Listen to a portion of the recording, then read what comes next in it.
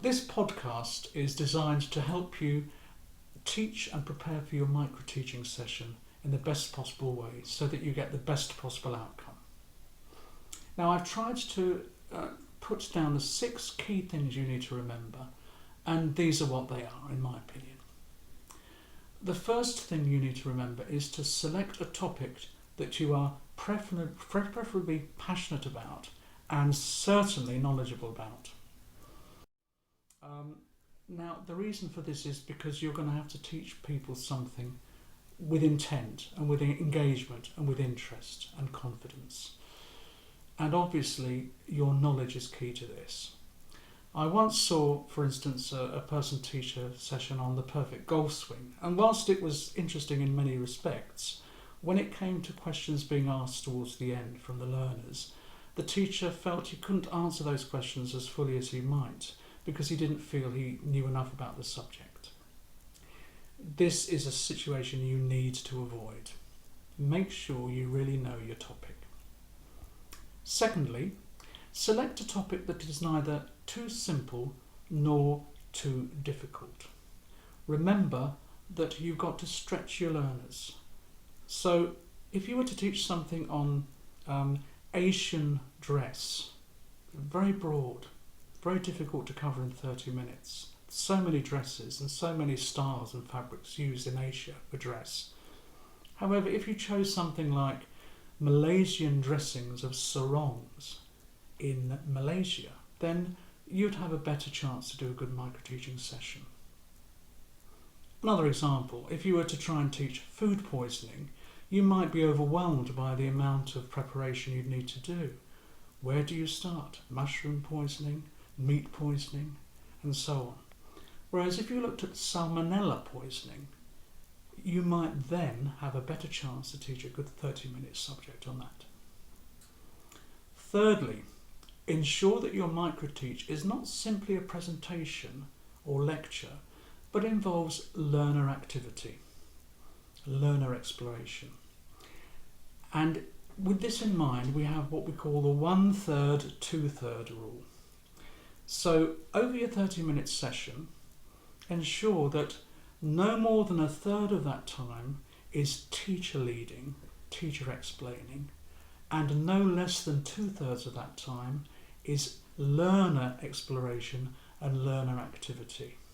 And if you bear that little kind of 1/3, 2/3 ratio in your mind in the planning, you may well have a good micro-teaching session in terms of learner engagement and activity. Remember too that learners don't want to, by and large, listen to a teacher talking all the time. Unless you're very strong on auditory learning, you'll find learning this way difficult. So work to the strengths and try and get learners to do.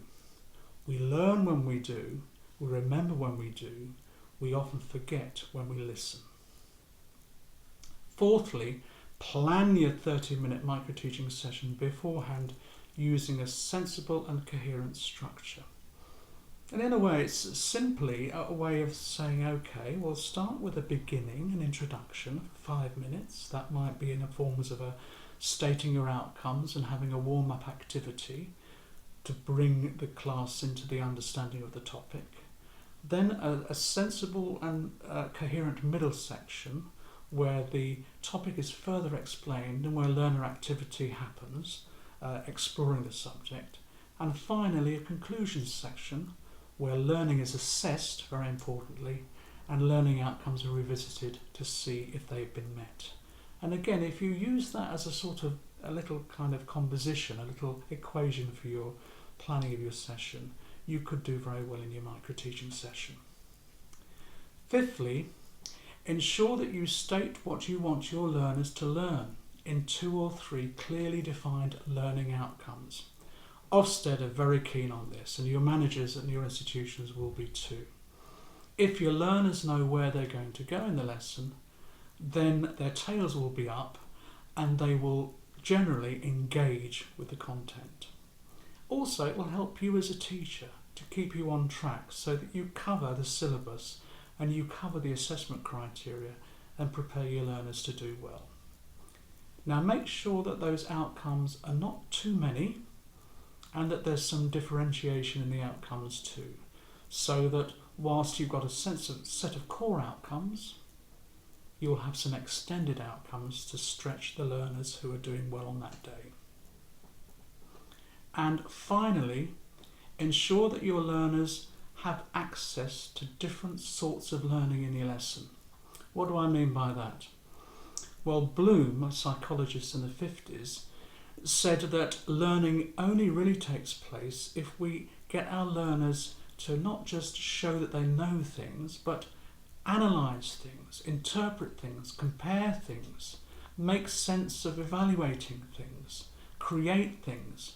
So make sure in your microteaching session you don't just tell us stuff, you don't just tell us about your topic, you don't just show us a sarong made in Malaysia, but you get us to compare different fabrics. Once we know something about fabrics from Malaysian sarongs, that you get us to create a sarong. Did you get us to evaluate the different sarong designs that people have made in the class so that we can assess our learning and evaluate our work? Those are the key 6 topics. There are others, but these are the 6 topics I would say that you need to hold on to, and that will, if you follow that pattern, help you create a good microteaching session. So good luck with your preparations, and we'll see those in due course.